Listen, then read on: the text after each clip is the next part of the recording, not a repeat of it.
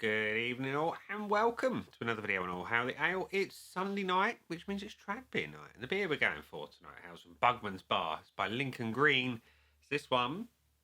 It is Lord Brokk. And Lord Brokk is a porter weighing in at 4.7% ABV. And if it wasn't bought from Warhammer World, it would otherwise be known as Tuck, as in Friar. Anyway, like I say, it's a 4.7% porter. And it says on the side of the bottle that a flagon of Lord Brokk is a drink of choice amongst many a skyport. This well-rounded porter goes down with a rich, smooth glide and will soon have any respectable group of Duardin stamping feet and belting out sky shanties. So yeah, it's fun. I like Warhammer a lot, as you know. And like I said, I picked this one up from Warhammer World on a fairly recent trip. And it's cold. It's 2 degrees above freezing. So it's time for a dark one. So let's get it out into a glass and see what we think. Pouring into my favourite dark beer glass, which is my Titanic goblet. And the pour is nice and dark. Always a good start. Let's get a bit of a head on there. There we go. So what do we got? We've got too many bubbles on the glass. I need to clean them better. Anyway, it's mahogany. It's not particularly dark and deep, but it's a nice, rich mahogany colour at the fringes and through the main body of the beer. You've got a nice, relatively tight, taupe-coloured head. That's your beer in a glass. Looks all right. So a whiff. Roasty. Deep. Roasted. Chocolate. Hints of coffee, licorice, all that good business that you associate with a porter. So, give it a bit of a roll. Looks all right on the body front.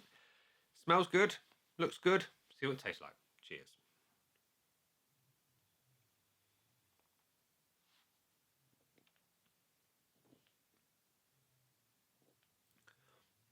Body's medium. Carbonation is good. And the flavour's good.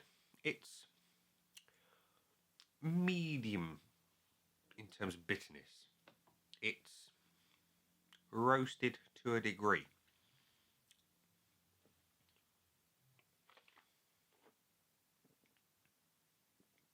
There are hints of the licorice. There are hints of dark berry. There are hints of chocolate, hints of coffee. And towards the back end is where you get most of the bitterness. It's alright though, but I think, like all good dark beers, it will improve as it warms up. This one is chilled. It's not fridge cold. It's nice and chilled though. Yeah, it will definitely open up. The flavours feel a little bit muted at the minute, but nevertheless, they're decent. The finish is fairly safe on this one. It's not heavily sort of roasted. You've got, as it fades, some kind of toffee caramel kind of vibes going on. But it's all right. It's all right. As the flavours kind of develop in your mouth, you go from roasted to a slightly sweeter flavour and then back to roasted malts as it goes towards the very back end. Not bad. So, Lord Brokk, what do we think of you? Well, we're going to go to the scoreboard of joy, which at the moment is void of anything. So let's fill it in with the red pen of judgment and we'll revisit the looks and top it off. So we have a nice dark mahogany, verging on ruby colour, held up to the light. A nice taupe coloured head. Looks alright for a porter. It does. It does. I like the colour. I like the fact that it's not jet black. Occasionally, you know, it's nice to see, but a little bit of colour is nice. I like the looks. It's having a point. The aroma is pleasant. It's got nice roasted malts, hints of toffee, hints of coffee, hints of chocolate, hints of the licorice, and occasionally a little vanilla sweetness. Not masses, just a little hint of it. Could be stronger. I'm going to give it the 0.75. The body is about right for where it is on the ABV scale. At 4.7%, it's got no right to be particularly heavy. It's a good medium weight, nice, excitable, velvet-like carbonation. It's good. It's going to have a full point for that. The flavour is, again, about right where I'd expect it to be on a beer of this strength. You've got a reasonable level of roasted malts. You've got a sensible hop presence. It brings a little berry note. You've got hints of coffee, hints of chocolate, a touch of some sweetness towards the back end that's kind of vanilla-like. It's all right. Again, I just want more. So I'm going to go to 0.75. I like it, though. And the finish. Again, I'm going to say the same there. I want more on the finish. On a beer of this style, I just want more bitterness from those roasted malts, more darkness, if you will.